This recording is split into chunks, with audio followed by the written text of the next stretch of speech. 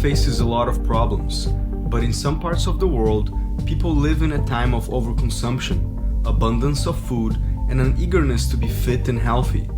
The supermarket is overflowing with options, but despite that, we are poorly advised in nutrition and easily vulnerable to misinformation.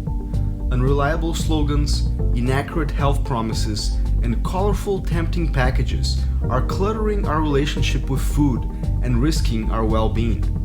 We are bombarded by conflicting information about food, diets, and supplements. So how can we know what's best for us? Which foods improve health, and which ones can potentially promote disease? I have struggled with these questions for a long time, and it has been a challenge to find a diet that would help me achieve my health goals. After trying several yo-yo diets over the years, I decided to change my lifestyle by simply incorporating lots of plant-based foods into my diet. So far, it has worked for me. I lost 50 pounds, got my blood pressure, blood sugar, and cholesterol under control, and overall felt really good. But it was a work in progress, and I still had many questions and concerns about nutrition and living this plant-based lifestyle for the long run. Especially now, with a recent addition to our family, I felt that I really needed to find answers. So I decided to go on a journey to search for the truth and to uncover many of the myths surrounding food. For 3 years, I traveled across the country and interviewed the world's top authorities on the subject, as well as people that had experienced amazing life-changing benefits through healthy eating. All to explore the idea of what is the healthiest and most sustainable diet for ourselves, future generations, and our planet. So join me on this journey of shocking discoveries and buckle up, because what you're about to learn might forever change the way you look at the food on your plate.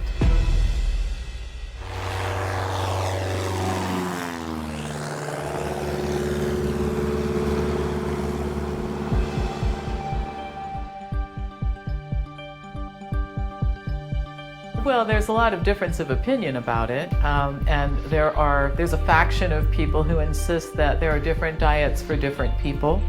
But I think that the evidence is fairly clear that that's not true, and there really is an appropriate diet for humans, just like there's a best diet for cats, dogs, elephants, and any other mammal. And the best diet for humans is one that is plant-based, almost all calories coming from 4 principal food groups: fruit, vegetables, whole grains, and legumes. It's low in fat, high in fiber, not very much processed food. None is great, but in today's world, I don't know how realistic that is. What we have seen in nutrition for many, many years, I must say, is a lot of confusion. You go and survey people, outside of the science and ask them what do they think about nutrition is, and you can hear all kinds of comments. I eat this, I eat that, and this is good and this is not good. There's also confusion in the professions. Medical doctors are not trained in this field. And there's confusion in my own field, biomedical research. We don't get an opportunity to tell, the real science, I think, the way it should be told, because we're overwhelmed with the corporate sector trying to sell stuff. We are living in extreme times where we have 27% of people dying of heart disease, 25% of cancer, 10% of stroke, 4 or 5% from diabetes, the same number for Alzheimer's. I mean, these are, in many, many cases, diseases of nutritional ignorance and diseases that are all based on our lifestyle choices. There are a lot of different dietary theories out there, but I think one fact is kind of indisputable. Having a diet that is rich in whole plant-based foods is truly a great way to get you to good health. Everywhere I go around the world, there's not a single person I've met that doesn't know that fruits and vegetables are good for them. We all know it. It's not about the knowing, it's about the doing. There was a time when there was no heart disease, no colon cancer, no breast cancer, no multiple sclerosis, no inflammatory arthritis. Of course, these days in Asia, the Middle East, in Central America, and around the world, people have become rich. They have given up much of their starch and they replaced it with meat and dairy. Throughout history, rich people, the royalty, the pharaohs, the queens, the kings, the priests, the priestesses, the people could afford to eat the meat. They had artery disease, they had obesity, they were sick. Nothing's changed except for the number of kings and queens living in the world. A question kept coming to my mind. If plant foods are so good for us, and the consumption of animal products in excess appears to do us harm, how about the ancient populations of people that survived on diets based off mostly meat, eggs, and dairy, and appeared to be healthy? After all, aren't we known for being hunter-gatherers? All large successful populations of people have gotten the bulk of their calories from starch, rice, corn, potatoes, and other starches, breads, and so on. Particularly when you live near the equator. As you move north and south in latitude, then you end up eating more animal foods. And if you get far north, like for example, the Inuit Eskimos, they are largely carnivores because that's what's available. But that's a small population of people that exists on the extremes of the environment. That's the exception, not the rule. We have become the most successful species on this planet.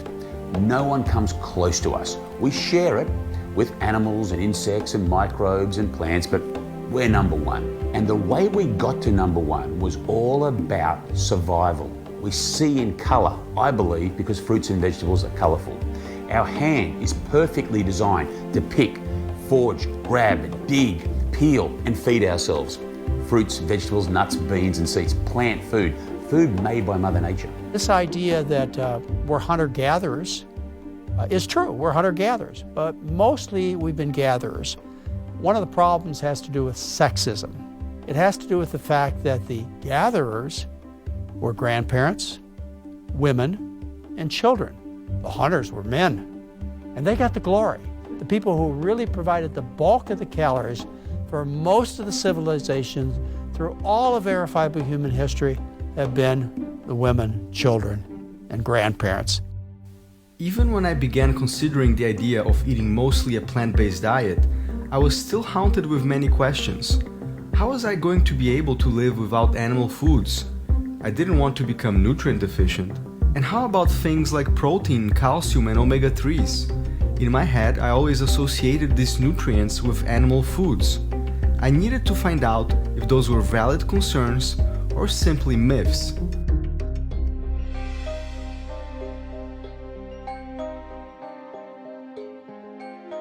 It's almost impossible to design a protein-deficient diet surrounding, a variety of whole plant foods. But what people need to know is there's never been a case of protein deficiency ever described in the world literature on any natural diet that meant the sufficient amount of calories. Back to 1839 when protein was discovered, it had this incredible reverence associated with it, and it just gained traction. But the evidence is very clear that humans do not need to eat a lot of protein, and when they do, they get a lot of health problems as a result. Human protein needs are just a tiny percentage of calories, maybe 2.5–3% of calories. And if you were to eat the lowest protein foods in the plant world, which would be foods like rice, you're at 8 or 9% protein. So you're not going to become protein deficient. But the promoters of the low-carb diets, the promoters of the sports drinks, the food bars, and all these kinds of things insist and market to the public that they absolutely must have more protein. It's just not true.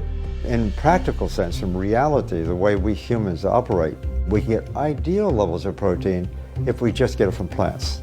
When we consume animal foods to get that protein, if you will, what we're actually doing, we're displacing the consumption of those foods that matter. And the foods that matter are plants. The amount of animal protein we eat is the problem. In rural China and Japanese populations, healthier places in the world, people eat a little bit of animal protein, but for economic reasons, it's very, very, very tiny. They use one little piece of meat, they slice it up, and it seasons a dish for 8 people. Here in this country, we have one gargantuan piece of meat. We put it on a plate with a tiny little bit of vegetables. We call that a meal.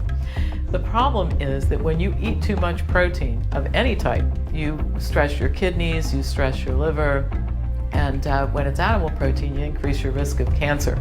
And we see cancer is geographically distributed. The more animal food consumed in a society, the more cancer, more heart disease you get. And it's amazing, all the animals that we choose in this country to eat for protein and calcium are vegetarian animals. Where's the logic in that? And I always like to remind you also, when you're eating your garbage, you never ask where am I getting my protein and my calcium. It's only when you come into the healthy world that all of a sudden you're concerned with where it's coming from. We're in the midst of this amazing protein push. Everywhere you look, the message is clear: protein, protein, protein. This idea that you need massive amounts of protein to simply breathe air in and out of your lungs, and to be healthy or to perform as an athlete. Prior to making this dietary change, like my main nutritional strategy in a day was to see how many grams of protein I could get in. Like that was the only calculations I ever really did. I didn't count calories, I didn't count anything, was just like trying to get in exorbitant amounts of grams of protein in my day. Just because there are grams of protein on the nutritional content of something doesn't mean that your body can actually process all of those grams. Protein does some other things. It elevates blood cholesterol levels, which most people have not heard of. But that's about 100 years old, that idea, and been repeated several times, but always ignored. Animal protein starts heart disease.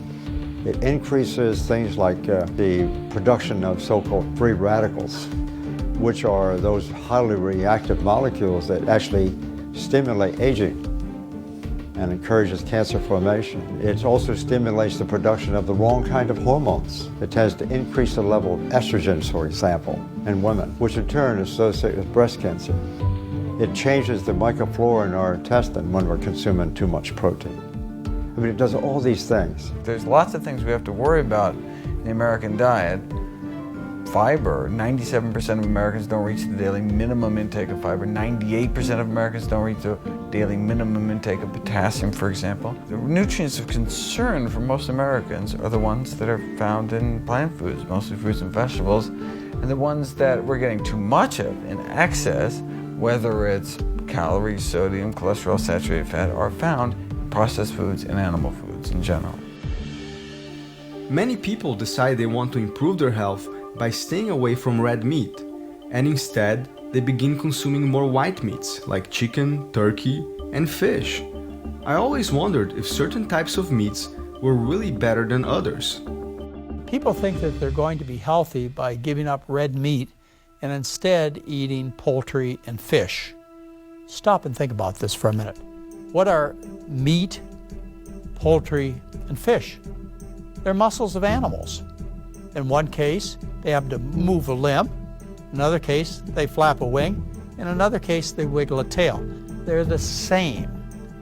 High fat, high protein, high cholesterol, no dietary fiber, high in the food chain, so heavily polluted. From the standpoint of the effect of the protein and fat and those foods and their effect on health, it really doesn't matter. It's dose dependent, not type dependent. So fish is not healthier. In many cases, it has more fat than chicken and pork. But you have other issues with fish too. In the ocean, you have this whole hierarchy of things eating things that eat things that eat things. And so you concentrate all the pollutants in the ocean, including mercury, and fish like tuna that are some of the favorite that we like to eat. So fish is really not healthier. Don't kid yourself in thinking that if you're eating fish and chicken, you can eat more of it. Because one thing in common with these healthy populations around the world that do eat a little bit of animal food, whatever type they're choosing, it's really a tiny, tiny percentage of what they're eating in the diet. So fish doesn't get a free pass. A lot of people are being told to eat fish by cardiologists or to take fish oil. That's the other thing. By cardiologists who say that if you do that, you'll increase your HDL cholesterol. And here's the problem with that. It's true, by the way. It just doesn't make any difference. Studies are pretty clear that in populations with very low incidence of heart disease, total cholesterol, LDL cholesterol, and HDL cholesterol are very, very low. So that's the wrong reason to eat fish or to take fish oil capsules, is to increase your HDL cholesterol. Work on getting all of your cholesterol low. Since I was a kid, I always heard that milk was a very important food, and I consumed a lot of it. I also loved all kinds of dairy products: cheeses, butters, ice creams, yogurts, you name it, I had it all. It took me many years to begin realizing that perhaps that was not such a great idea. But I still wondered, how about calcium? would I be able to get enough of it from plants? Well, we have a lot of calcium in dairy, but it's never been a problem to have too low a calcium in a diet. An orange has 110 milligrams of calcium. All right, so if you're trying to take in 1,500 milligrams a day, that doesn't sound like so much, but when you're only trying to get 500, it sounds pretty good as a percentage of your daily intake. Milk is a healthy food for calves, for baby cows. I mean, milk is for babies, literally. I mean, we're the only species that drinks milk of another species, and then the only species that drinks milk after weaning into adulthood. Why is milk associated with increased prostate cancer risk, for example? Well, what is milk? Milk is a cocktail of growth hormones to get a little bovine animal who's susceptible to predation out on the African savanna to, put on a few hundred pounds in a few months, right? Because they don't want to get eaten by a lion. And so it's engineered as this growth fluid for rapid growth, which is great if you're a little baby cow, but if you're an adult person, that extra growth hormones is not a good thing.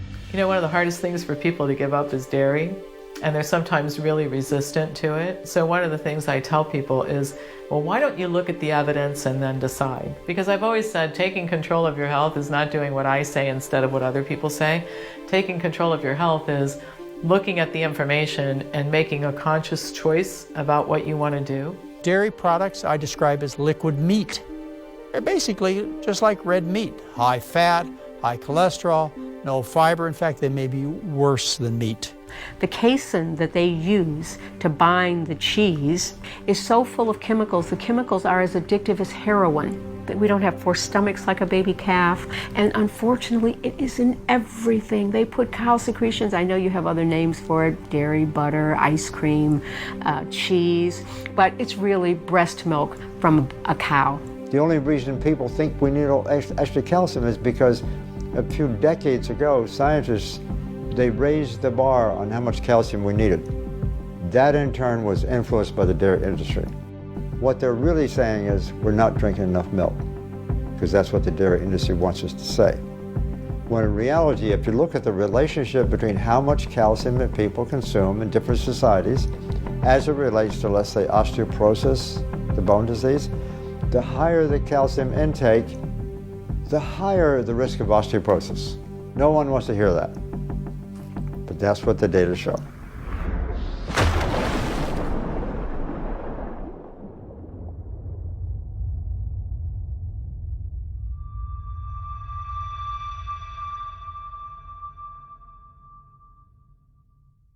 What goes on inside an egg during incubation? Well, after a week, the eye shows up clearly in the embryo as the first external organ to develop. Gestation is much further advanced at 10 days. The chick's outline is more pronounced as other organs begin to form. At 14 days, you can see the shape of the chick. The contents of the egg provide nourishment during the incubation period. Most people can't imagine starting their day without eggs. It's the favorite breakfast option around the world. And eggs make their way everywhere, in breads, cakes, candies, dressings, and even drinks. Eggs have played an important role in our foraging ancestors' nutrition and survival. Overall, eggs are regarded as a healthy food, rich in protein, minerals, and fats. But in today's world, are eggs really a good food choice? I was shocked to discover the mounting amount of scientific evidence showing that eggs, and especially commercial eggs, might not be the healthy food that we all once thought it to be. Eggs are the most concentrated source of dietary cholesterol in the average person's diet.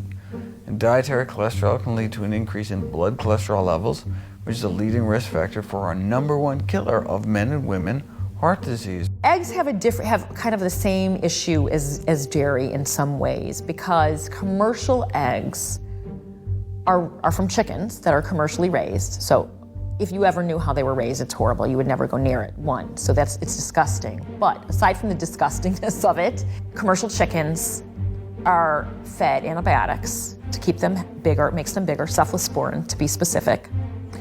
They are fed feed that's usually corn and soy, genetically modified. So BT toxin, corn, Roundup Ready corn, Roundup Ready soy. So those are affecting, again, the bacteria and the microbiome of the chicken and then of you, because you're ingesting it, it's bioaccumulative. A commercial chicken egg is mostly omega-6, it's not omega-3, so it's a horrible polyunsaturated profile. And that's, the least of the problems, because like I said, you've got the residue from glyphosate and BT toxin and pesticides. The next nutrients on my list were omega-3 fatty acids. Who hasn't heard about fish oil capsules and their supposedly great health benefits? There seems to be a lot of controversy on this topic. I was curious to find out how much of these fats we needed to stay healthy, and how would someone get them if they didn't eat fish? A lot of these silly dietary fads become an industry. There's a lot of money to be made making products that cater to them and that sort of thing, and I'm convinced that's the omega-3 thing. Okay, so here's the deal. There are two essential fatty acids, omega-3s and 6s. All the rest of them your body synthesizes. Essential means must come from food. All right, so we find omega-3 fatty acids in foods like seafood, walnuts, flax seeds, some soy, all right? And then we find omega-6 fatty acids in land animals, chicken, pork, beef, and polyunsaturated vegetable oils. All right, so you can see what our problem is. We eat a lot of omega-6 fatty acids. And in fact, the ratio of omega-3 to omega-6 fatty acids used to be between 1:1 and 1:4. You know what it is today? Between 1:25 and 1:30. So this has led a lot of people to say, my gosh, this is so out of whack. Omega-6 is up here, omega-3 is down here. Maybe what we ought to do is take omega-3 fatty acid pills, fish oil pills, and encourage fish eating to get that omega-3 back up to that ratio that we have been accustomed to as a population. Okay, there's no evidence that it works. In fact, a large meta-analysis that looked at 89 studies showed that it didn't make any difference in health outcomes. But besides that, wouldn't it be better to lower the omega-6 fatty acid in the diet? Stop eating all those land animals, stop consuming all that plant oil, and the ratio goes back to normal. So let's not supplement with omega-3, let's ratchet down omega-6 and we end up where we need to be. There's no money in the decreasing omega-6. There's a lot of money in selling people omega-3 pills and getting them to eat fish. In fact, when you take a supplement, omega-3s, we've got some really good evidence now, summarizing a lot of studies. The higher the use of omega-3s, the higher is the risk for type 2 diabetes. And even there's evidence that cancer goes up too. It does exactly the opposite of what people think it does. It's disgusting. It's one of those ridiculous things. Early on, there was data suggesting that it might be beneficial, but now the preponderance of evidence is that fish oil is useless. So there's this billion-dollar industry that's basically selling people fish oil as snake oil. For many guys, eating a diet rich in meat is seen as a reflection of their manhood and associated with being strong and manly. I felt the same way for most of my life. So I was really surprised to come across studies that showed that such a diet might actually have the contrary effect in the long run. Here they are eating a meat that's going to make them macho, right? Has the opposite effect. That's not being very macho to have erectile dysfunction. It's all about blood flow. They even say it in the Cialis and Viagra commercials. So if your arteries are clogged with cheese and dairy and meat and bacon and all this bullshit, what's the main vein? Come on, it's simple science, man. It's unquestionable that men think that they have to eat a lot of protein and that eating a plant-based diet may not be really masculine. But I'll tell you what's really not masculine is erectile dysfunction. If you want to be virile, if you want to have a great masculine life, eat a plant-based diet. There is a great deal of evidence that erectile dysfunction is caused by diet in many instances. And the reason is that if you have coronary artery disease in one area of the body, you have it everywhere. So those very tiny blood vessels that lead to the penis are some of the first to get affected. And so erectile dysfunction has been referred to as the canary in the coal mine. It's the sign that something is terribly wrong and you need to fix it. And at that stage, it's much more fixable than if you've already had the heart attack or the stroke or something really serious happen.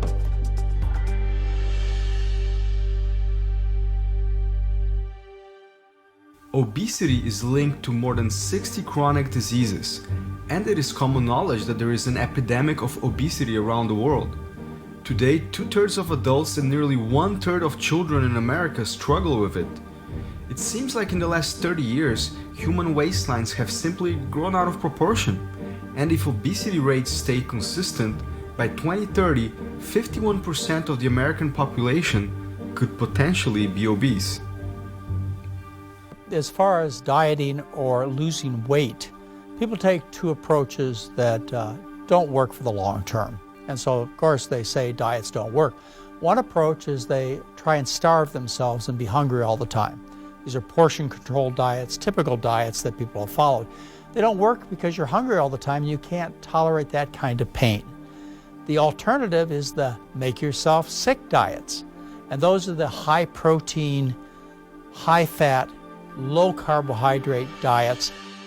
Over the last few decades, there has been an explosion of commercial diets in the US, most of them revolving around the idea that eating few carbs and lots of animal protein helps with weight loss, all orchestrated by multi-million-dollar ingenious advertising campaigns and celebrity endorsements. As a result, nowadays most people associate carbs with weight gain. For many years, I worked really hard to cut my carbs, without any long-term results and without fully understanding why I was doing it. I wanted to find out what the latest science had to say about these low-carb diets. Robert Atkins, some years ago, in 1973, published his first book, in which he argued that it's not the problem with the fat, it's not the problem with the protein, but mostly fat. He said, that's not the problem. The problem is we consume too much carbohydrate. And he made that point. We should be consuming a low-carb diet, he said. And then many other people wrote the same thing. The South Beach diet is only a copycat, for the most part, of the Atkins diet. The Zone diet is basically a copycat, different name. The blood type diet, in many regards, is also a copycat. Good calories, bad calories. Gary Taub, same thing. Even Michael Pollan, I have to say, Omnivore's Dilemma. And the paleo diet in this day and time is a copycat. They may give it different names. They may try to throw out, different kinds of arguments for why that's right. They're all wrong. Everybody wants to hear good news about their bad habits. So when you tell people you can eat all the lobster you want, you can have steak and eggs, and some include dairy, some don't include dairy, but that sounds good to people because it sounds less restrictive. This is written by people, I should tell you, who don't have experience in this field of nutrition research, period. Most of them have never even published a single paper in the scientific literature. Some of the people who are talking about low-carb diets are a little better than news reporters, and that's not to take anything away from their skill at investigating things, but they don't have the skills to evaluate scientific information. Low-carb diets, they make you sick, and as a result, your whole body gets sick with artery disease and kidney damage, liver damage, and so on. They increase mortality. That's been shown over and over again in major studies. But they also make you sick in a way that you lose your appetite. The dieter goes, oh, I finally found it. And then you go into ketosis, you lost your appetite. As a result, you're able to sustain yourself without thinking about food all the time because you're sick. These diets are dangerous, and people should not be on them. Well, the biggest lies in the world are the ones that have a little truth. We all know that. It's a great tactic. It's true. I happen to agree that we should cut down on simple carbohydrates. You see, that's out of context of the whole. Sugar, white flour. That makes sense. So in that sense, there's a little truth. But they don't always point that out. They just say low carb, low carb, low carb. Listen, forget about what you like and dislike. Think about what your objective is.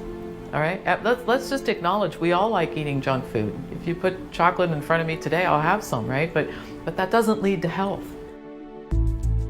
I personally knew several people who experienced amazing healing and health benefits after adopting some kind of a plant-based diet, including myself. But at the same time, I had also met others who were still experiencing health issues or were struggling with their weight after adopting this lifestyle. some for many years.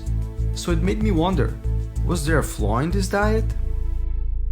First vegetarian that I knew well about 40 years ago was actually a vegan. He was a very strict vegetarian. He lived on Coca-Cola and potato chips. He was fat and greasy and unhealthy. So being a vegetarian means really nothing to me. 90% of the vegetarians are still consuming dairy, 90%. And they also consume sometimes some fish and sometimes some chicken and eggs and so forth. The nutrient composition of the vegetarian diet is not very different from the non-vegetarian. So as a result, if you compare the health of vegetarians with non-vegetarians, you can't expect to see very much. When somebody's decided they're going to be vegan, in other words, eat no animal foods, they've made a declaration as to their physical and mental strength and their interest and their willingness to work hard. After all, if you become vegan, you have to stand up to your mother-in-law and your doctor and your dietitian. You have to, quote, risk protein and calcium deficiency, even though that's not true. But the problem is that too many vegans, they don't look good. They're overweight, they're unhealthy looking. I don't really like to use the words vegan and vegetarian because it's not describing the kind of science I'm talking about. I would call myself a fat vegan when I first started out. That's exactly what I was, and I was trying to tell everyone how great this lifestyle is, and it saved me, it reversed my heart disease. But yet, I was still walking around about 75 pounds to 100 pounds overweight. Now, why is somebody a fat vegan? Not because they give up the animal foods. That's a good thing. You need to give up the animal foods. But what they haven't given up is the oil, the olive oil, the other vegetable oils. The fat you eat is the fat you wear, whether it comes from a plant or an animal. So I made the change. I removed the foods in my diet that were empty calories, the oils, the fats, the sugars, the processed foods, the food additives that kept me coming back for more. Those companies add those things purposely to get us to not eat just one potato chip. We need the whole bag. There's millions of overweight people in this country, and they're all struggling trying this diet or that diet, and they try this diet for a week or that diet for a week, and they're spending a lot of money on all these different diet programs and pills and supplements and adding things to their diet to lose weight or to get healthy. And that's where we need to realize that a whole foods plant-based diet is free. There's no shakes, there's no bars, there's no powders, there's no counting calories. We eat until we're full and satisfied and stop, and that's it. As much as I like the idea of eating exclusively a plant-based diet, especially since it had worked for me, I wanted this film to be very accurate with the latest science on food. So I wondered if realistically, from a scientific perspective, could every person in this day and age eat a plant-based diet 100% of the time? I can't say, and I don't think science can say, that everybody has to be 100%, all the time. I can argue the case, I think, for the vast majority of people, we ought to be at least 90, probably 95%. We've got good science for that. And in many cases, if people already have a disease, it's a good idea. They should be 100% all the time. So that's my scientific argument. I have another practical argument, though, on this question concerning how far do you go. And that is that if we're going to adopt this dietary lifestyle, it's really important that we become accustomed to it. And we should go probably 100% if we can, and stay there. And don't tease ourselves with the other things. Because what happens, we never become accustomed to this, where our taste preferences change. If you do it right, there are no health issues. In fact, the side effects are you're going to lose weight, you're going to look better, you're going to have more energy, you're going to avoid most of the common degenerative conditions most of the time, you're going to have a longer life and a healthier and a better life. That's about what happens when you do this. So there isn't a downside. We often hear that the key to good health is moderation, and it makes sense. But why then does it not seem to work for most people?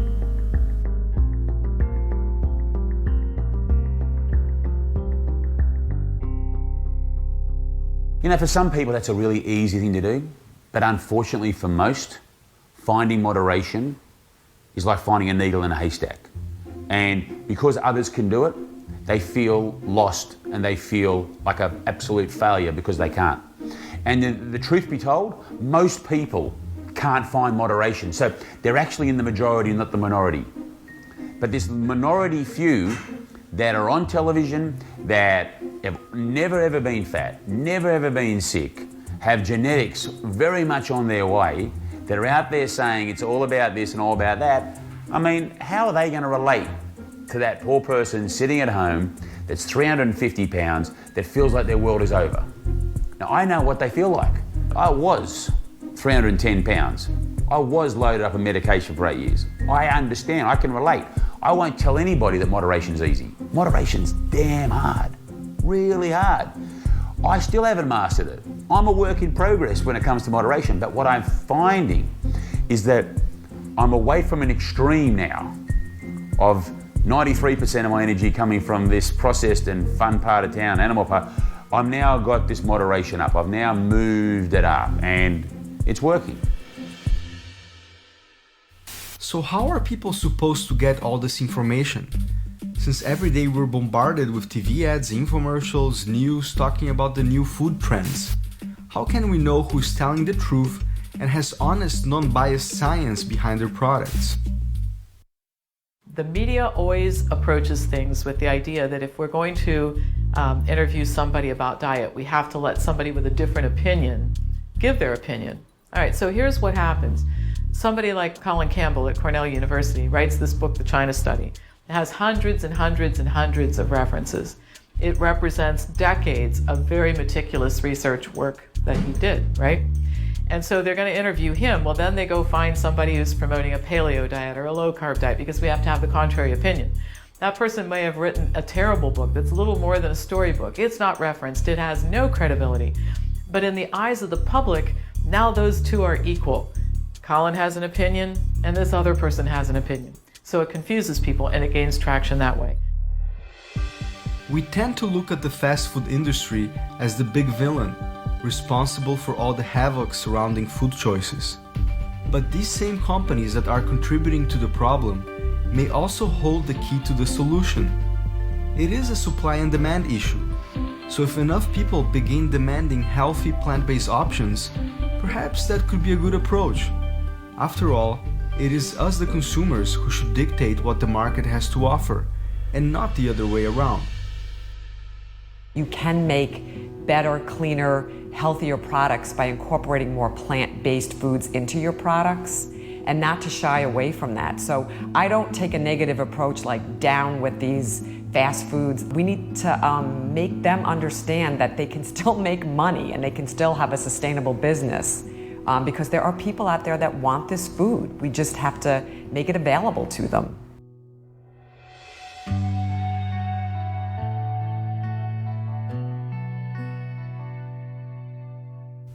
Most people rely on their doctors for information about diet and nutrition, but several medical school programs show that doctors get very little training on nutrition, sometimes none at all. As I went through medical school and then I went through residency and I started after that working on my own as a physician, after a while I became kind of a little bit frustrated with my inability to really help people. Because what I felt was happening was that I was just basically seeing patients, asked to see them very quickly, and was really left with limited options as far as what I could do. I really felt what I needed to do with the time that I had, what I was left to do was just basically treat symptoms instead of trying to get to the root cause of the problem or the root cause of their disease. So it left me basically practicing, I think, the kind of medicine that the majority of people are practicing in the US, which is pharmaceutical-based medicine. And I don't have a problem with medication. I think medications are wonderful, medications are great, they're necessary. For a lot of people, they are really the only option. And for many people, they're a good option. But I think what we're missing is that there's something else that's out there. I was outsourcing my health to somebody else. I was coming along saying, here's some money, you fix me, I'm busy over here. And when are you going to come up with a drug that's going to cure me? By using more chemicals to correct the imbalance, we're actually causing the imbalances to be even stronger. I found that people who've been on medications for a long time are developing a lot of side effects from those medications, where then are causing other organs in their bodies to become diseased. Their functioning is weakening, their overall health is weakening, their immune system is getting deficient. You really need to infuse that with something that's going to help rebuild it. So if somebody comes along and says, you know, doctor, I can take this patient, and by doing these simple things, you know, changing their diet, getting them to eat a little bit differently, more plant-based, getting them to exercise a little more, do you realize that I could make this diabetes, essentially, if you were to test them again, virtually go away? And a lot of doctors in this country, some may be familiar with the idea, but a lot of them, even to this day, would still say, no, you know, I don't think that would be possible. The cause of most of our diseases and the cure is within anybody's reach who gets the knowledge. The problem is they have to make some change. That's a small problem. The real problem is there's no money in doing the right thing. There's money in selling you statins and blood pressure pills and powerful arthritis drugs and laxatives and antacids. That's where the money is. So that's where the education goes. We have to shift the dollars from expensive procedures and shift it more towards education, teaching people, showing them about their disease and why it's there, and teaching them the things that they can do day in and day out that would positively impact that disease and possibly even get it certainly improved and maybe even reversed in some cases. You can expect artery disease to stabilize and reverse and the symptoms to go away. You can expect the type 2 diabetes, if it's really type 2 diabetes, to be cured 100% of the time with diet change and associated weight loss. You can expect the arthritis to improve and go away and be cured many times if they're inflammatory arthritis. The bowel problems, all the way from indigestion to constipation to colitis, you can expect a cure when you direct your attention to the cause of the problem and you fix it.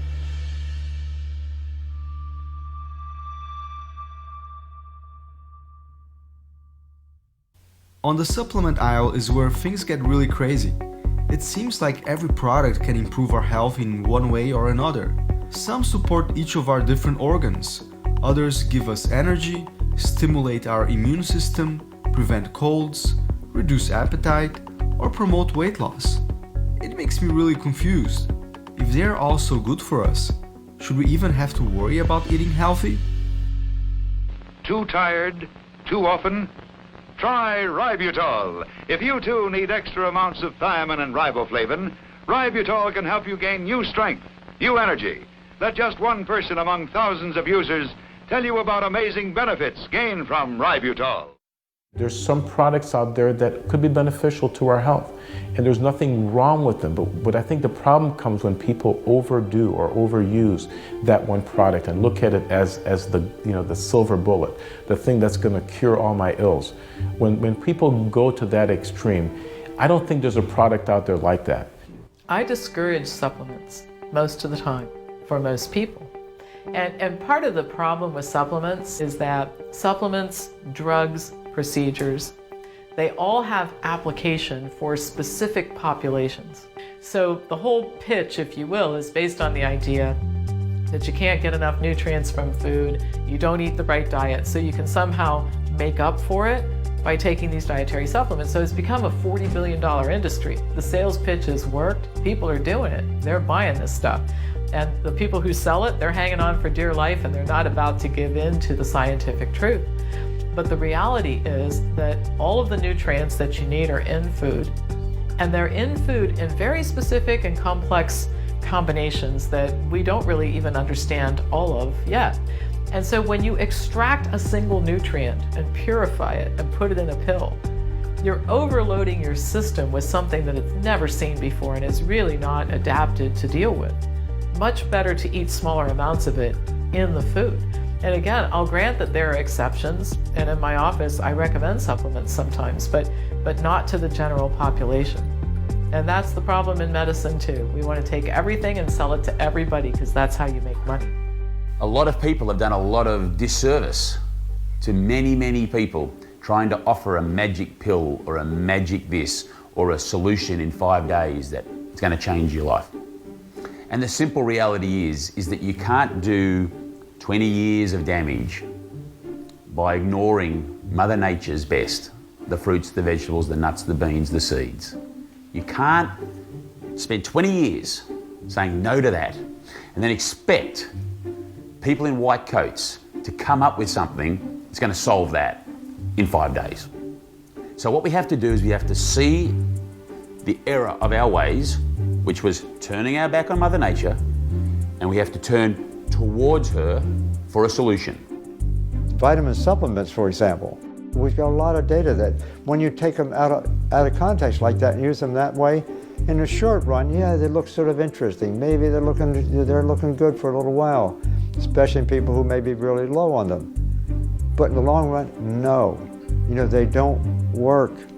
And yet we're spending $32 billion a year on nutrient supplements. The most important supplement for those eating plant-based diets is a vitamin B12, a regular reliable source of vitamin B12. It doesn't have to be supplements, but there's B12 fortified foods.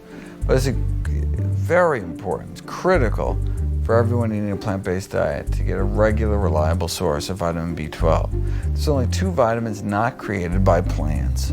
One is vitamin D, created by animals, such as yourself when you walk out into the sun.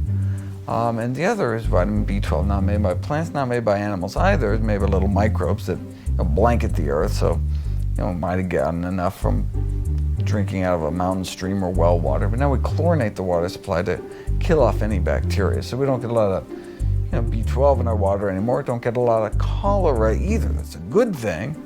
But because of the way we live in our, sanitized modern world, got to get B12 from somewhere. Our fellow great apes get it from, bugs, dirt, and feces, but I prefer a more sanitary route, which is a 2,500 microgram supplement once a week, costs less than $5 a year, or vitamin B12 fortified foods every day. We spend more money on healthcare than any other country in the world. Yet we have some of the highest rates of chronic disease on the planet. Fortunately, it seems that some health insurance providers, including Medicare, are beginning to embrace the concept of disease prevention through diet, instead of spending millions of dollars trying to simply manage the problem when it might already be too late. So Medicare now accepts for reimbursement both the Dean Ornish program for reversing heart disease as well as the Pritikin program. And this is out of a recognition that it's not only safer, it's not only cheaper, but actually more effective than kind of the traditional approach, which is very costly surgery and a lifetime of drugs. And so, this is great from a whole. The most important thing is reducing suffering and saving lives, but from a kind of a fiscal responsibility, these are. It's so much cheaper, it's so much more cost-effective. And who's fitting the bill? Well, if it's Medicare, it's the taxpayer. So they're saving money by making people healthier. For most people, it is hard to imagine that anybody could perform well as an athlete without consuming any animal products, not to mention being a world-class athlete or even a world champion. I'm a professional triathlete specializing in the Ironman distance. I'm also the Ultraman World Champion. I have been racing triathlon professionally for 10 years. I've finished 66 Ironman races, and I love to train and race all the time. I'm an ultra-endurance athlete. Most people have heard of an Ironman. If you haven't, an Ironman is a very long triathlon during which, over the course of a one-day period, you swim 2.4 miles, you ride your bike 112 miles, and then you run a marathon. Well, Ultraman is essentially double that distance. And in 2009, I was the fastest American and 6th place overall in this race. I do believe that last season on a plant-based diet was my strongest that I've ever been. I did a couple of Ironman races that were amongst the top 5 best performances in my career, and I was able to win the Ultraman World Championships. What you're also seeing are athletes like MMA fighters. They're realizing performance gains, they're recovering more quickly in between their workouts. You see NBA players, NFL players, NHL players, Olympic athletes, all kinds of athletes who are starting to experiment and explore this way of eating and getting good results.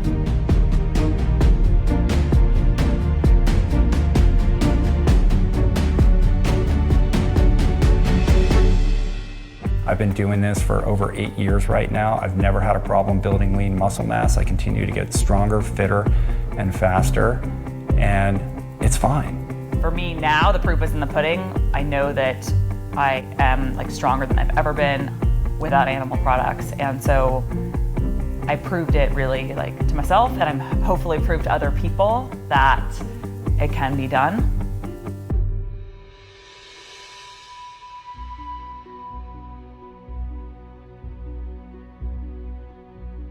I'm a neurofibromatosis patient. I'm an ambassador for a couple organizations that do philanthropic work for sick children. I'm an MPNST cancer survivor. MPNST is a rare sarcoma.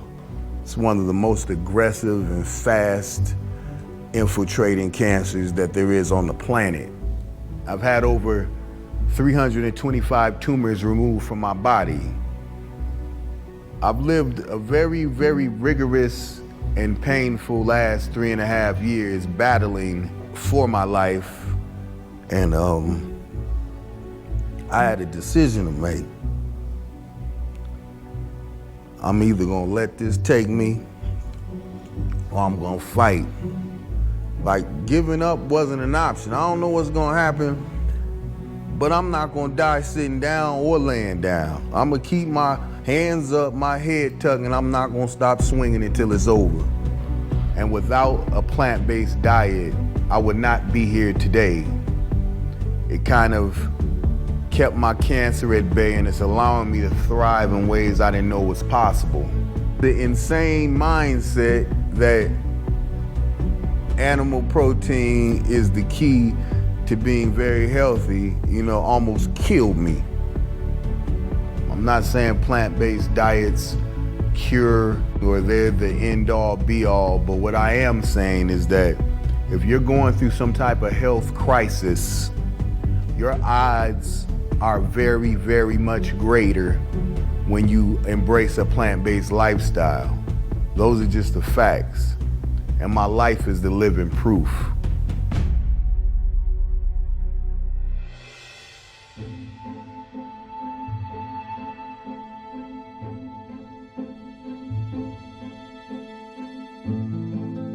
In 2006, I attempted suicide whilst I was on 250 milligrams of Zoloft for what the doctors diagnosed as major depressive disorder.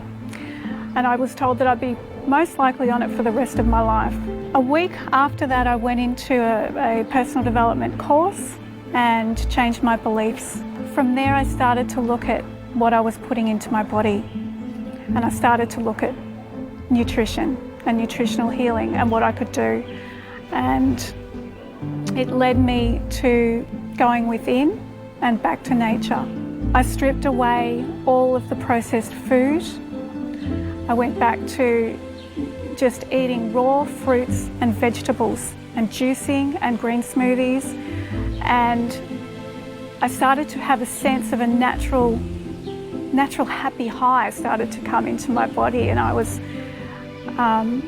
feeling better than I'd felt in many years. The symptoms of depression started to drop away. The heavy, sluggish, tired feelings that I couldn't cope, the chronic fatigue, the aches, everything started to shift. And I started to feel my cells were transforming on some level. I'd made the decision that I didn't want to put ever again the fear, death and suffering of another life and eating animals into my body.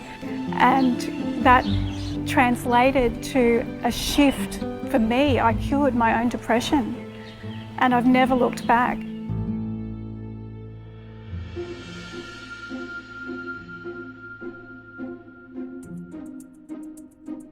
Eating tasty food is one of the biggest pleasures in life.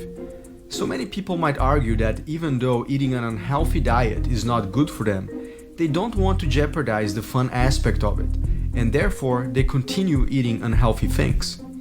But one thing that I came to discover is that when you transition into a healthier eating lifestyle, you do not have to compromise on taste.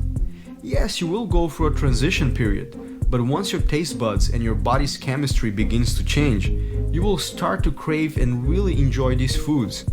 It is important to find food you like, and once you realize that almost every dish can be made plant-based, you will see that it's not that hard at all. There's such a stigma with the word vegan, I guess, that people just get automatically turned off and just assume that it's gonna suck, but it's like it doesn't. It's, if anything, to me, and like that's another big thing of why I do it, because it's better. To me, I think food just is way better this way. I would say just try it. You know, you'll surprise yourself. When you're becoming vegetarian and you're giving up the meat and the dairy and the eggs, the only thing you know for food, you think you're gonna starve to death. You have to understand that marinara sauce and pasta and lasagna and bean burritos and oatmeal and hash brown potatoes and so on, things you love. That's where you get your calories and your protein, your vitamins and your minerals. There are so many beautiful, wonderful, amazing, delicious plant-based foods out there. In fact, when I started to do this, a whole world opened up to me.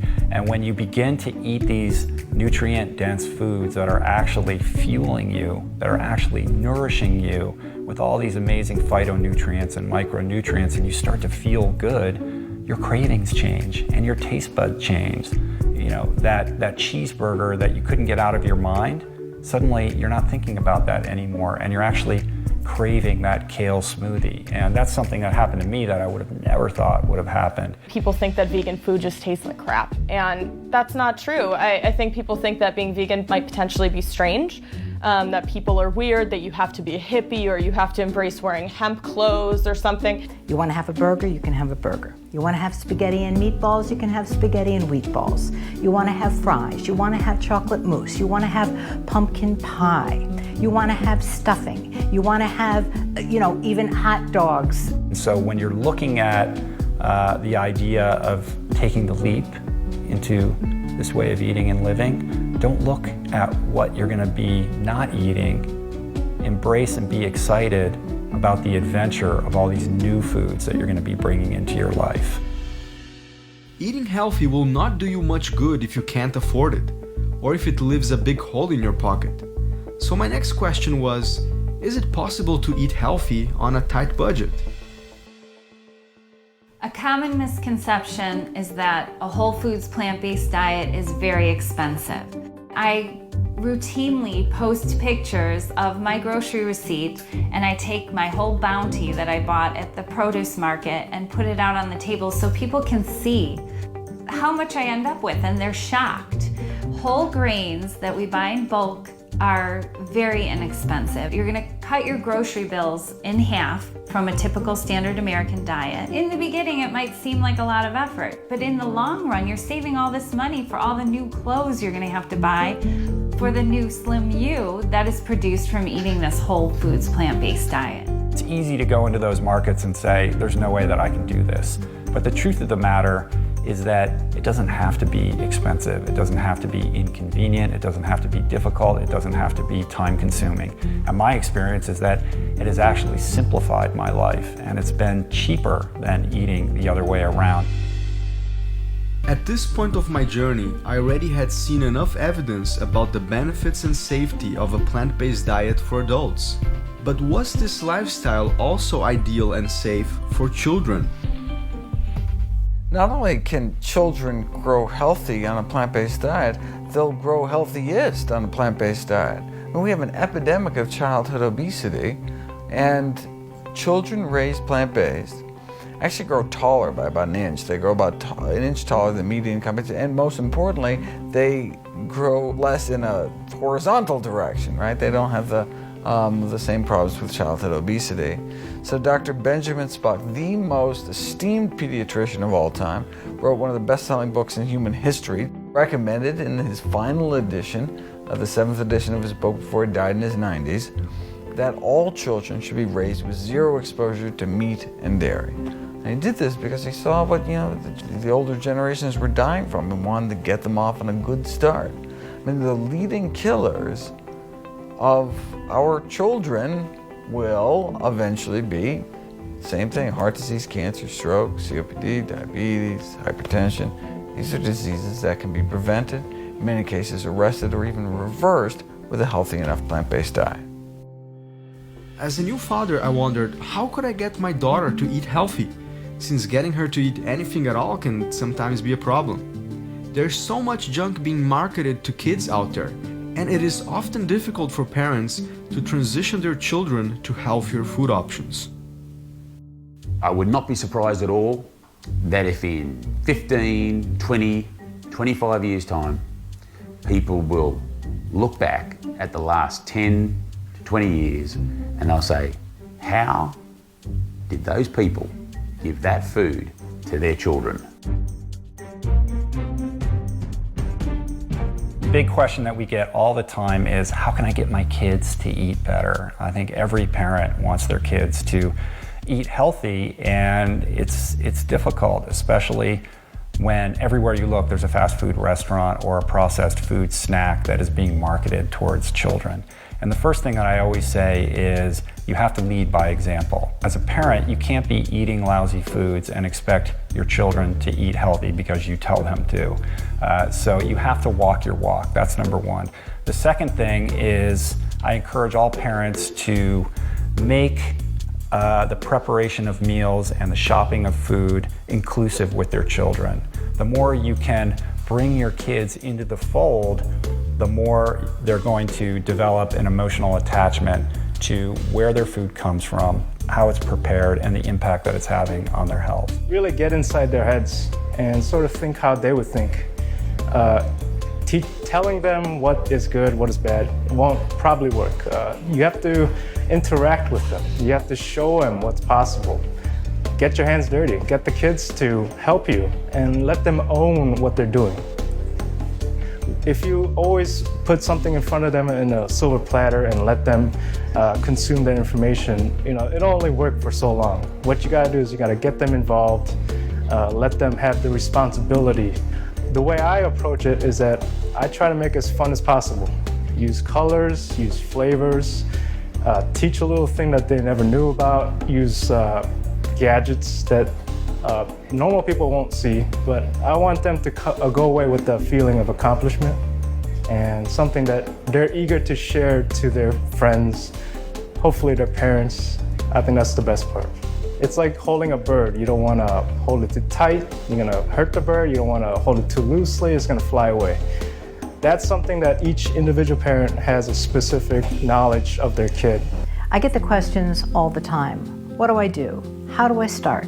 How do I tell my kids? Oh, they're going to be so disappointed that they're not having meat on their plates, that they're not having dairy. Try a vegan burger. It's basically the same thing. You just leave the meat out. That's great for kids, because why? You're going to put that burger on that bun. You're going to put all the fixins on that, whatever your kids like, and make it exactly the same. That's a great way to get started. I mean, I think with the younger generation, what's so exciting is that they get to start young. I mean, I'm not going to have any regrets, but it sort of bums me out a little bit that I'm just now discovering this in my 30s, because I wish I would have done this when I was younger, because just the thoughts of like the energy that I would have had in college. I think the other thing is to not have hard and fast rules with your children. You can't eat that, and you have to eat this, and instead respect them as independent, sentient beings who have the wherewithal to make conscious decisions for themselves. So at our home, we serve plant-based foods all the time. We don't have any animal products here, but when my 10-year-old daughter goes to a birthday party, she's surrounded by chicken McNuggets and birthday cake and all of that. And we don't say to her, you can't eat those foods. We say, have a great time at the birthday party and make the right choice for you. And that doesn't mean that she always makes the right choice. That way, you are empowering them. This is a lifetime we're talking about. This is a long road ahead. So it's about getting your children to think consciously about their own choices so that when they reach the age of maturity, they are informed and educated and prepared to be responsible stewards of the planet and responsible stewards of their own bodies. I could not make a film about food choices and not explore the topic of organic versus non-organic. It seems that everybody is obsessed with those words and is becoming increasingly averse to foods that don't carry an organic label. Others fear that consuming more plant-based foods might be damaging to their health due to the increase of pesticides in those foods. But should this really be our biggest concern? Fear of pesticides should never keep anyone from maximizing their fruit and vegetable intake. There's been like kind of computer modeling studies that suggest that, so for example, if half of Americans ate a single more serving of fruits and vegetables a day, we'd prevent 20,000 cancer deaths every year. Just half of people, just one more serving, 20,000 people would not have died from cancer, would normally have died if they hadn't done that. So that's how powerful fruits and vegetables are. But because these were conventional, pesticide-laden fruits and vegetables, they estimate that the extra pesticide burden from all those extra fruits and vegetables would cause 10 extra cancer deaths. So in all, it would only prevent 19,990 cancer deaths. That's what we're looking at. You get this tremendous benefit. And then a tiny bump in risk. So okay, great, choose organic whenever you can. Why accept any risk? Why not get all benefit? Sure, but we should never let concern about pesticides in any way dissuade us from stuffing our face with as many healthy fruits and vegetables as possible. If you're eating meat, you're eating commercial meat, and you're worried about switching to plant-based diet and worried about the pesticides on the produce, you're being ridiculous because you're getting a fraction of the pesticides by eating the vegetable that you can mostly wash it off. Remember, you can soak your vegetables and use a wash to get pesticide residue off. You cannot wash the pesticide off of the hamburger meat you're about to prepare. I encourage people just to go ahead and buy whatever produce they can afford, whatever produce looks the freshest that week in the grocery store, and whatever's on sale. So that's where they're gonna save money, is not worrying about, I have to buy organic bell peppers and they cost me $4 each. That's not a sustainable lifestyle.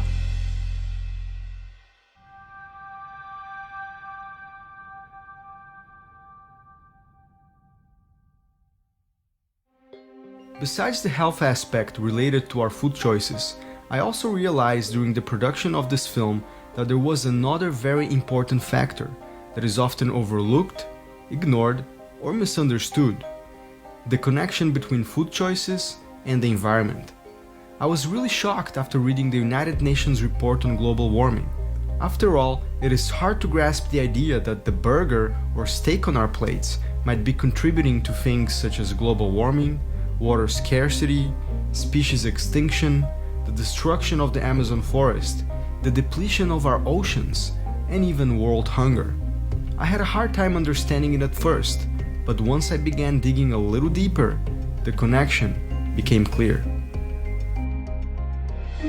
Now it's 7 billion people. What we eat determines how the whole planet is used. And what's happening now is that as we run out of land to grow these animals and the food for the animals, we burn down rainforests to acquire more land. And the number one cause of all of that is our food choices.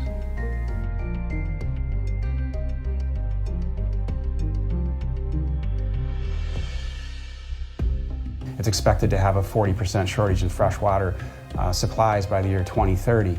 We have, again, irreversible loss of biodiversity, ecosystems, and extinction of species faster than we've ever seen before for the past 65 million years. We have a world hunger issue with a little less than 1 billion people on Earth suffering from hunger, with about 350 children dying from hunger each hour. You might be asking yourself, how is all that possible? And I had the same questions, because in fact, many of these issues are not only related to our food choices.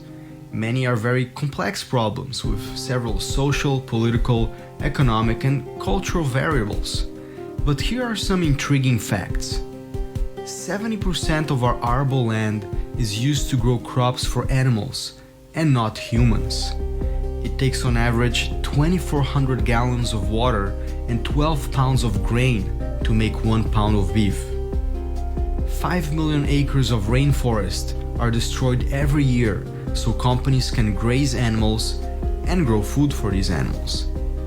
The excrements of 80 billion land animals killed every year for food are not treated and go back into our water basins and our oceans, creating a lot of pollution. And these are just a few examples. So when you consider these facts, it all begins to fall into place. We need to focus more and understand more what the footprint is, the complete life cycle analysis, ecological, environmental, depleting footprint is of that item versus just how close it is to you or whether it's even organic or not. It's much less of a footprint to eat something that was grown 1,500 miles away if it was plant-based than it is to eat a food item that was slaughtered, that was an animal product by your next-door neighbor. And our largest footprint is across all sectors, our food choice specifically as it relates to eating animals. No matter how green or eco-friendly we try to be, the truth is that by nature, we are a very destructive species. Almost everything we do has a negative impact on the environment. So many people often try to minimize their footprint by doing things like switching to more effective light bulbs, taking short showers, bicycling to work, using solar energy, or even buying an electric car. And those are all great things. But the question is, are these actions in fact the easiest and most effective when it comes to helping protect our planet and its resources? If you look at the four major problems, we've got overpopulation, and we're adding about 1 million people every 4 days, net. Then you get to the way we live and the way we consume stuff. All that stuff is coming from finite resources which we are steadily depleting. So those first two factors, the overpopulation and the way we live, are driving the third one, which is our dependence on fossil fuels. Look at the numbers. Since 1950, the line for consumption of fossil fuels have gone steadily up every year, and there's no end in sight. The fourth big driver of all of these environmental issues, particularly global warming, is the way we eat, is our consumption of the meat, dairy, eggs, and fish, and that keeps going up. It requires per calorie over 10 times as much land, 10 times as much water, and 10 times as much energy. And it ranges, but the average is well over 10 times, and that's a big number. Now the good news is we can change what we eat, any individual, overnight. People say, wow, what would happen if everybody changed at once?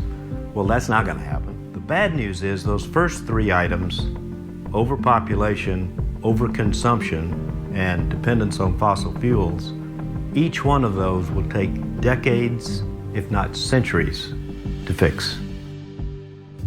With more and more people embracing the idea of reducing their intake of animal products or adopting some kind of a plant-based diet, it seems that things are moving in the right direction.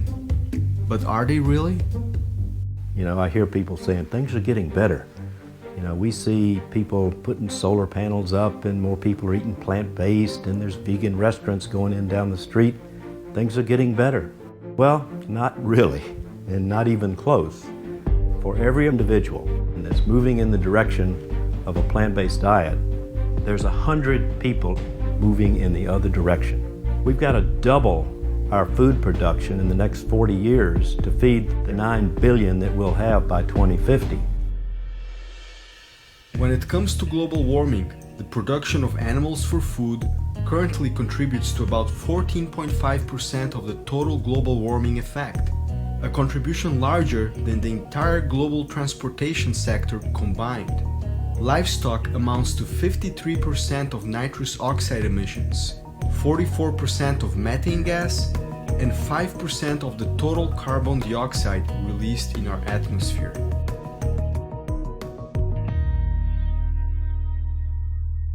Raising livestock and eating fish and also producing dairy is one of the largest contributing factors to climate change, and the public needs to know this, and policies need to be enacted to help eliminate that. It's one of the easiest ways that we have to not just adapt to, but to mitigate climate change. And it can be done as easy as just changing out what you have on your plate.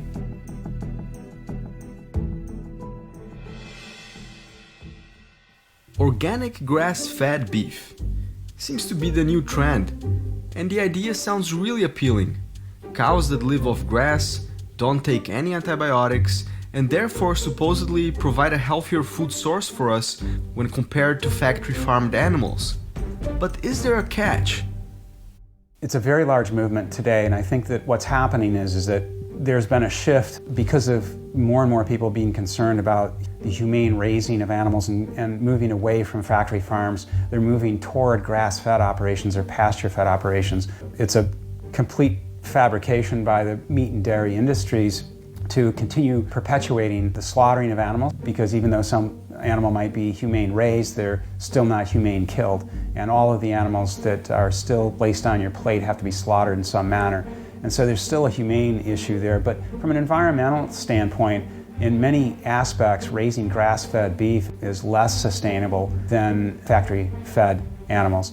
And the reason is because it's so land intensive. It may require 8 pounds of feed to produce 1 pound of an animal product if it were beef, but in a grass-fed situation, sometimes it's 10 times that much. It may be 70, 80 times from a grass-fed to a grain-fed beef. Additionally, from a climate change standpoint, grass-fed cattle produce 40 to 60% more greenhouse gas emissions, meaning methane, carbon dioxide, land use changes, than a grain-fed cow would. Another thing often taken for granted is the depletion of our oceans. We often think of fish as a never-ending, self-replenishing food source, but the truth seems to be quite different. Over 90% of all the big fish in the oceans are already gone. 80% of commercial fisheries are overexploited or depleted. The fishing fleets are chasing the last of the fish and have to travel further and further away from the land and deeper into the ocean to catch them. I've seen illegal fishing in Antarctica, and that's as far away from land as you can get. When someone sits down at a table to eat fish or seafood on their plate, what they're really doing is they're eating a target fish that's becoming depleted to the point of near extinction. But they're also eating baggage comes with it, and typically it requires about 5 to 20 times more other seafood as bykill. And bykill is the term that relates to all those other sea life living in the ocean that are killed in the process of trying to get that target fish to your plate. Whether it's with purse seine type of fishing method or long line or bottom trawling or middle trawling, our oceans are expected to be completely devoid of all fish that we recognize commercially today by the year 2048. The oceans are dying and nobody wants to know about it. And if the oceans die, we die. It's as simple as that. And if you start destroying them, you're basically killing out the crew, and the life support system's going to collapse, and there won't be any air to breathe, and there won't be any food to eat, and the climate will be out of control, and not a good thing. So we have to humble ourselves and recognize that we need this diversity. We need these creatures. We need this interdependence. And if we don't see that, then our chances of survival are quite slim. My big concern is not that we're going to wipe ourselves out of sheer ecological stupidity, but that we're going to take so much with us. So much confusion and so much debate that it just boggles my mind that we can't think like third graders and say, why not just address the number one cause here? You know, we got 10 holes in the boat's sinking. Which hole do we go first? Go to the big hole. Fill that big hole first. I mean, so often we're looking at just what we would like to eat because it satisfies our taste preferences. Well, we're at a point in time, in order to save humanity, essentially save our species, which is not an overstatement at all, we need to start looking outside of self and start looking at how our choices are fully affecting those around us, those species that we share this planet with, and especially future generations. A couple years back, I saw a documentary called Earthlings that exposed the conditions in which farm animals are slaughtered. It made a big impact on me. I knew that animals got killed for food, but seeing how it actually happened and seeing the suffering, pain, and terror that these animals go through put things into a new perspective for me. I was already eating mostly plant-based foods at a time, but after seeing those images, I decided I could not contribute to the killing of innocent animals any longer. So I became a 100% plant eater. I was not in a position to judge anybody. After all, I ate animals for over 30 years of my life. But I wanted to understand how come in this day and age such a massive genocide was allowed, and how come us, the general population, government, and corporations allowed for this to happen.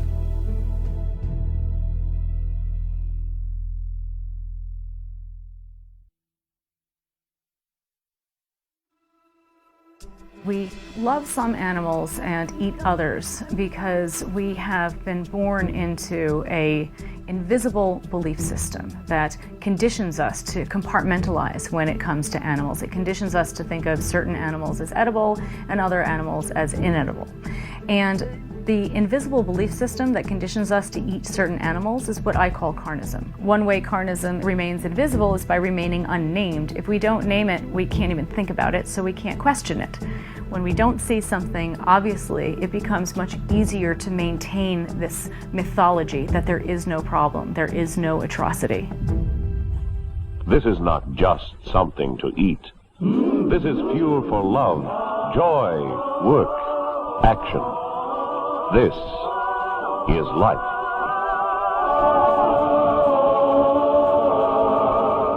You think they're just animals, they have intelligence, they have language, signal, they have love. So when they're about to face death in a death chamber, they fear and they sad and they anger. You know, everybody talks about the Holocaust. What about the Holocaust we're creating for the animals? Every year we're killing billions and billions of animals. And you want peace on Earth? Peace on Earth is for all living entities, not just humans. People just got locked up in Utah for photographing a CAFO, a concentrated animal feeding operation. These people are keeping the people ignorant and sick to make money. And if the truth gets out, if people know where their food came from or where their food, how their food was produced, they wouldn't eat that shit. When you start to threaten the dominant paradigm of society, you're going to become a force to be reckoned with, and they'll do everything they can to destroy you. And that's exactly that's happening now.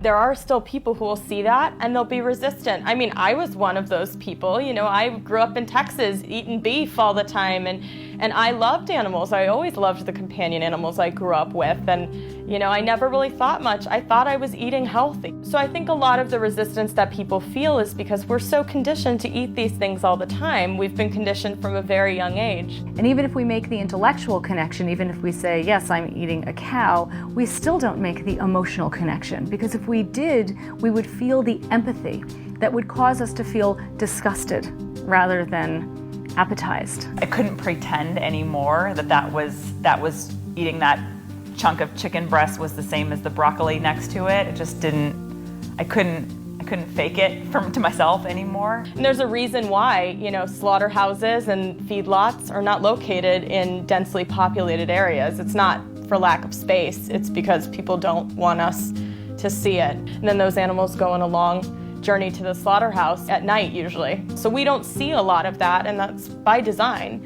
Who's to say which animals are to be tortured and killed? We've decided in America, in our part of the world, cows and pigs and lambs are to be eaten, but in some parts of the world they eat dogs and cats. In some parts of the world they eat snakes and monkeys. Yes, it's true that people have eaten animals for thousands of years. But today, for many people in the world, there is absolutely no need to eat animals. You know, we are causing, as human beings, massive suffering to other sentient beings, suffering that is completely unnecessary. When eating animals is no longer a necessity for survival, then it becomes a choice, and choices always stem from beliefs. There is a popular myth that perpetuates the idea that fish don't feel any pain. That makes it easier for people to consume it, since it seems to be more humane. But is it really true? Fish have proprioception, they have feelings, and so there are a number of researchers that would tell you very clearly that it's a very uncompassionate way to eat. You're slaughtering between 1 and 3 trillion fish per year, and all of those fish have sensory reception, they all have feelings.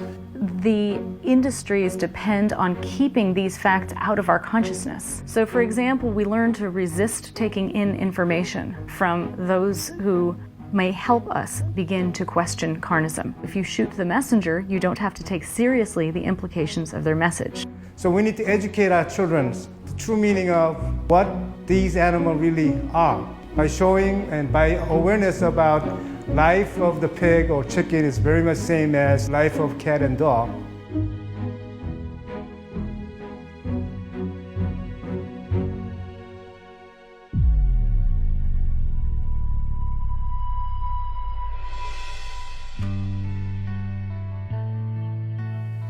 Our time on this planet is very short, and change can sometimes be difficult and slow.